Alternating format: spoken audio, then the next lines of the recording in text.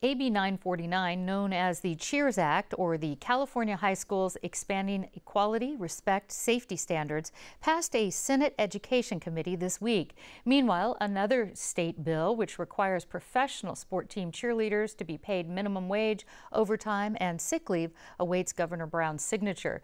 Joining me is the author of both bills, San Diego's State Assemblywoman Lorena Gonzalez. And welcome back, Lorena. Thank you. Thank you for having me. Now, let's start with this CHEERS Act. How would this bill change things for high school cheerleaders? It simply would force the CIF to develop competitive cheerleading as a sport in California.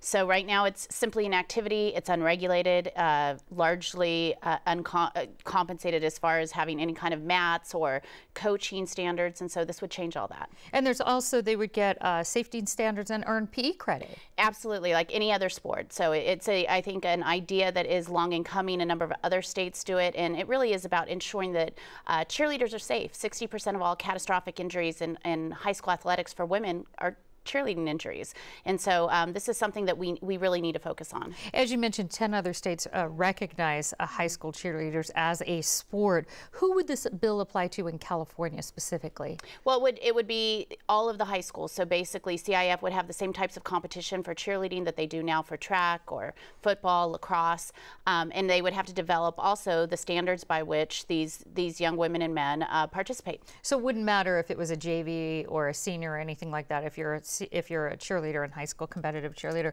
No, your daughter was a cheerleader in high school. You were a cheerleader at Vista High in San Diego and also at Stanford University.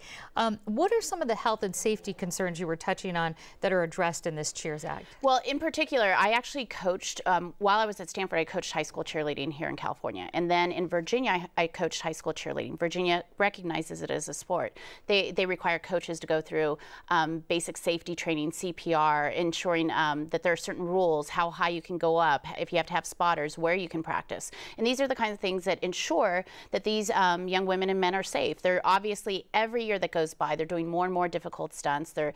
They're showing their athleticism more and more, but it can be very, very unsafe. And As so we you want said. to change that. Right, 65%. I think 37,000 injuries in the ER were due to cheerleading in the last few years. Now, let's move on to this professional cheerleaders bill covered under AB 202 that passed the state Senate on Monday, I understand, and it's waiting for the governor to sign it. Give us an example of an NFL cheerleader, let's say, their employment status and their pay. Well, it's interesting because each team treats them differently, but largely they treat them as independent contractors or they contract with a third party. The Chargers, for example, had on their website that the cheerleaders would be compensated $75 a game. That doesn't include anything for practice time, for other appearances, for modeling, for waiting. $75 does not even come close to the minimum wage when you really look at everything that they're asked to do, forced to do, quite frankly. And the hours. Then they'll be fired if they don't do it, I understand, a lot of times. They'll be fired. Oh, absolutely. They have one of the most extensive employment contracts that you can imagine. They're told who they can date, how they can wear their hair, whether or not that they can post pictures up on their Facebook. And so they have all of these rules. Obviously, a lot of money comes out of their own pocket to ensure that they look the way they're supposed to, that they're dressed the way they're supposed to. At the very end, they're not being compensated the same as the guy who's selling a spear. So I understand that the Raiderettes won $1 million settlement, I should say, supporting their status as a team employee. So one of the arguments, though, in that suit was that the women get exposure that could open them up to other opportunities, let's say in other careers. And so that's what they're benefiting from. What's your response to that? Well, you know, there are a number of fields that you could make that same argument for.